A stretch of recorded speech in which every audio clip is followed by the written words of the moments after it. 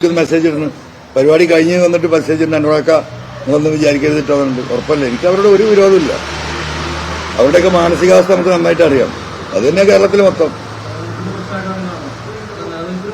അത്രേ ഉള്ളൂ. അതൊന്നും ഇപ്പോൾ വലിയ ഗൗരവമായിട്ട് നമ്മൾ എടുക്കേണ്ട കാര്യമില്ല. ഞാനൊരു പരാതി പോലും കൊടുത്തിട്ടില്ലല്ലോ. കയ്യും കാലും വെട്ടൊരു പരാതി കൊടുത്താൽ എത്ര ആളുടെ പേര് കേസെടുക്കും? അതെ, ഞാൻ കൊടുത്തിട്ടില്ല. ഞാനത് പലരും പറഞ്ഞു കേസ് കൊടുക്കണം, ഞാൻ കൊടുത്തില്ല. കാരണം എന്തിനാണ്? ഇവരാണ് ഇത്രയും കാലം PV Anwar ചിന്താവാതെ വിളിച്ചത്. പിന്നെ എന്നെന്ത് കയ്യും കാലും വെട്ടെന്ന് പറഞ്ഞതിന് അത് അവർ സ്വയം പറയല്ല, പറയിപ്പിക്കുകയാണ്. സ്വയം പറയുകയാണെങ്കിൽ നമുക്ക് ആ വഴിക്കാലോചിക്കായിരുന്നു. അതുകൊണ്ടാണ് അത് വിട്ടത്. പ്രാദേശികമായ നേതാക്കളൊക്കെ പങ്കെടുത്തിരുന്നു. ഈ മെമ്പർമാരായ അവർക്കെതിരെ നടപടി വന്നാൽ സ്വാഭാവികമായിട്ട് അത് അവരുടെ രാഷ്ട്രീയ കരിയർ വലിയൊരു പ്രതിസന്ധിയാണ്. അത്തരം ആളുകൾക്ക് ഒരു പ്രതിസന്ധി ഉണ്ടാവാത്ത വിധം താങ്കൾ അവരെ പരിഗണിക്കുന്നു? 100%. അവര് ഇന്ന് നിലവിലുള്ള രാഷ്ട്രീയ നിലവാരത്തിൽ നിന്ന് ഉയരത്തക്ക രീതിയിലുള്ള സംവിധാനം ജനങ്ങൾ ഇവിടെ ഉണ്ടാവും. ആരും അക്കാര്യത്തിൽ ഒരു ഭയപ്പാടും വേണ്ട. ഈ വിഷയത്തിൽ വന്നിറങ്ങിയിട്ട് അറ്റ്ലീസ്റ്റ് ഈ നാട്ടിലെങ്കിലും ഒരു മാറ്റം ഉണ്ടാവും. അവരെ മക്കൾക്കെങ്കിലും സമാധാനമായിട്ട് ഇവിടെ ജീവിക്കാനുള്ള സാഹചര്യം ഇവിടെ ഒരുങ്ങും. ഓക്കെ, ഒരിക്കലും പ്രയാസപ്പെടേണ്ടി വരും. അതുകൊണ്ടാണ് ഈ ജനം നിൽക്കുന്നത്. ഒന്നുമില്ലെങ്കിൽ PV Anwarന്റെ കൂടെ ആളുണ്ടല്ലോ. എന്താ അവരെ കൂടെ ഒന്നുണ്ടാ? ഞാൻ പിന്നിൽ നിന്നൊന്നും നയിക്കാറില്ല. എന്റെ ജീവിതത്തിൽ അത് ഉണ്ടായിട്ടില്ല. എന്ത് റിസ്ക്കും ഞാൻ ഒറ്റയ്ക്ക് മുന്നിൽ നിന്നാണ് ഞാൻ നയിക്കാറ്. ഇതും അത് തന്നെയായി ഇന്ന്. അതുകൊണ്ട് തന്നെയാണ് ആളുകൾ വിശ്വസിച്ച് എന്റെ കൂടെ നിൽക്കുന്നത്. നീ പോയിട്ട് അതങ്ങോട്ട് ചെയ്യുന്നിട്ട് ഞാൻ വരാമെന്ന് പറയുന്നില്ല. ഞാൻ നേരിട്ട് പോയിട്ട് ചെയ്തിട്ട് നീ ഇങ്ങോട്ട് വാ എന്നാ ഞാൻ പറയാറ്. അതാണ് എന്റെ രാഷ്ട്രീയം. അതിപ്പോ ഇന്നും ഇന്നലെ തുടങ്ങിയല്ലോ. 57 വയസ്സായി. ഏറ്റവും ചുരുങ്ങിയ 15 വയസ്സിൽ തുടങ്ങിയിട്ടില്ല സ്കൂൾ ലീഡറായ അന്ന് തൊട്ടിട്ട്. അപ്പൊ എത്ര വയസ്സായി? 57 15 കഴിച്ചാൽ 42 കൊല്ലമല്ലേ ഈ ഏർപ്പാട് തുടങ്ങിയിട്ട് ഏറ്റവും ചുരുങ്ങി. അപ്പൊ അന്ന് തൊട്ട് നമ്മൾ എടുക്കുന്ന സ്റ്റാൻഡ് അതാണ്. ഓക്കെ,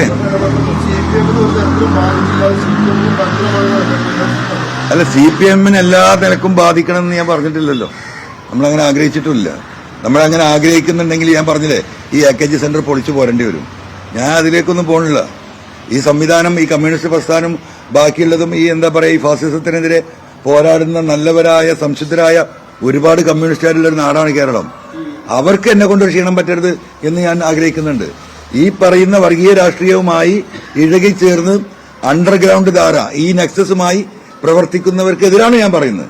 ഇത്രേ ഉള്ളൂ. ഇല്ല, മറ്റു ഘടകങ്ങൾ പ്രത്യേകിച്ച് CPI താങ്കൾ ഉന്നയിച്ച വിഷയങ്ങൾ തുടർച്ചയായി ദിനവിശ്വം ADGP മാറ്റണം ഉൾപ്പെടെയുള്ള കാര്യങ്ങൾ പറയുന്നുണ്ട്. താങ്കളുടെ ഹോം കോൺസ്റ്റിറ്റ്യുവൻസിയും CPIയുടെ മണ്ഡലമാണ്. ഏതെങ്കിലും മറ്റേ CPM വിട്ട് അത് ഘടകകക്ഷികളുമായിട്ട് എന്തെങ്കിലും ധാരണയുണ്ടോ? എന്തിപ്പെന്നറിയോ, മനുഷ്യനോടൊന്നും പറഞ്ഞാൽ വിശ്വസിക്കാത്ത കാലം. നിങ്ങൾ മുമ്പും ചോദിക്കും നിങ്ങളെ കൂടെ ആരാ, പിന്നിലാരാ. നിങ്ങൾ എന്തൊക്കെ അനലൈസ് ചെയ്തു, അവരായിരിക്കും, ഇവരായിരിക്കും. ഒരു ഘട്ടത്തിൽ പറഞ്ഞ മുഖ്യമന്ത്രി ആയിരിക്കും, മുഖ്യമന്ത്രിനെ പറയിപ്പിക്കുകയായിരിക്കും. ഇപ്പൊ ഇനി വേറെ ആരെങ്കിലാണോ? ഞാനൊരു മനുഷ്യനിങ്ങനെ പോകുന്നു. ഇത് ജനങ്ങളുമായിട്ടൊരു കൂടിയാലോചനയ്ക്ക് ശേഷം നമുക്ക് തീരുമാനം എടുക്കാം. അത്രേ ഉള്ളൂ. എനിക്കൊരു ബേജാറില്ല. ഈ 3 അക്ഷരമല്ല ഇപ്പൊ മനുഷ്യൻ എന്തൊക്കെയാ പേടി. ഒരു MLA നിലയ്ക്ക് ഈ 3 അക്ഷരം അത് നാളെ രാവിലെ വേണമെങ്കിൽ കൊടുക്കാൻ ഞാൻ തയ്യാറ്. മനസ്സിലായേ? രണ്ടാമത്തെ പ്രശ്നം എന്താ? ജയിലിൽ അടക്കപ്പെടുമോ? ഞാൻ റെഡി. ഞാൻ പറഞ്ഞല്ലോ, ഞാൻ നമ്മളെ ബന്ധുക്കളോട് അങ്ങനെ പോവുകയാണെങ്കിൽ ഞാൻ ഇടയ്ക്ക് സിഗരറ്റ് വലിക്കലുണ്ട്. ജയിലിൽ സിഗരറ്റ് കിട്ടൂല. അത് നല്ല ശീലമെന്നുള്ള അഭിപ്രായം കൊണ്ടല്ല, അതിപ്പോ അങ്ങനെ ശീലിച്ചു പോയി പാരമ്പര്യമായിട്ട്.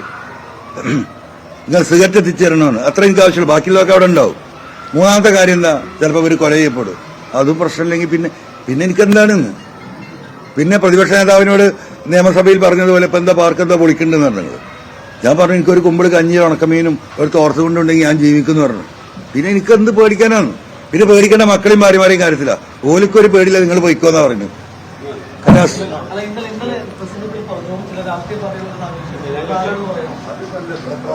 ആകെത്രണ്ടെന്ന് നിങ്ങൾക്ക് അറിയില്ല.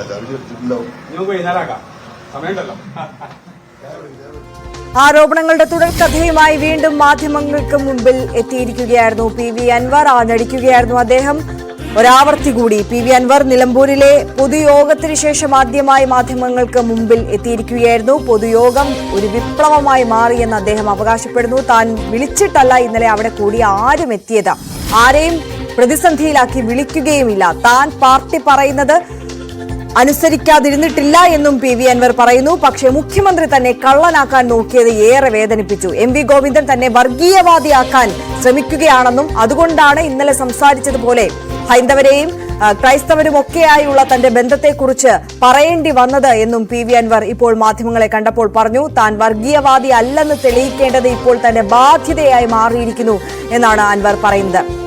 തനിക്കൊരു സ്വാർത്ഥ താല്പര്യവുമില്ല, പാർട്ടി ഉണ്ടാക്കി പോവുകയല്ലായിരുന്നു തന്റെ ലക്ഷ്യമെന്നും ജനം പാർട്ടി ആവുകയാണ് എന്നുണ്ടെങ്കിൽ അതിനെ മുന്നിൽ നിർത്തി നയിക്കുക മാത്രമേ താൻ ചെയ്യുകയുള്ളൂ. അതിനർത്ഥം ഒരു പാർട്ടി പ്രഖ്യാപനം ഉണ്ടാകില്ല എന്നല്ല എന്നുകൂടി അൻവർ കൂട്ടിച്ചേർക്കുകയുണ്ടായി. എന്തായാലും അൻവറിനെ സ്നേഹിക്കുന്ന ഒരുപാട് ആളുകൾ എല്ലാ മണ്ഡലങ്ങളിലും ഉണ്ട്, അതുകൊണ്ട് തനിക്ക് ഭയമില്ല എന്നുകൂടി അദ്ദേഹം പറയുകയായിരുന്നു. ഒരു മലപ്പുറം മാപ്പിളയായി മാത്രം തന്നെ ചിത്രീകരിക്കാൻ CPM-നാകില്ല. CPM-നെ വെല്ലുവിളിക്കുകയാണ് താൻ. വിചാരിച്ചാൽ 25 പഞ്ചായത്തിന്റെ ഭരണം പോകുമെന്നും അദ്ദേഹം പറയുന്നു. അതോടൊപ്പം തന്നെ കഴിഞ്ഞ ദിവസങ്ങളിലെല്ലാം ആരോപിച്ചതുപോലെ ADGP-ക്കും P ശശിക്കുമെതിരായുള്ള ആരോപണങ്ങളെല്ലാം അദ്ദേഹം ഇന്നും ആവർത്തിച്ച് നമ്മൾ കണ്ടു.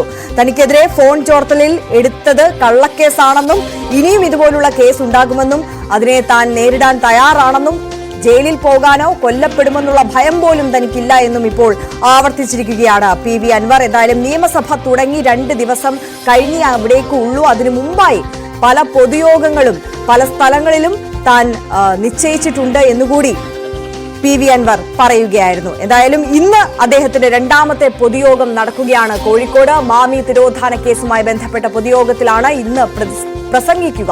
പൊതുയോഗത്തിൽ മുഖ്യമന്ത്രിക്കും പോലീസിനുമെതിരായ വിമർശനം അൻവർ തുടരുമെന്നും പ്രതീക്ഷിക്കുന്നു. ഇന്നലെ നിലമ്പൂരിൽ നടന്ന യോഗത്തിൽ പഴയ വിമർശനങ്ങളെല്ലാം ആവർത്തിക്കുന്നത് നമ്മൾ കണ്ടതുമാണ്.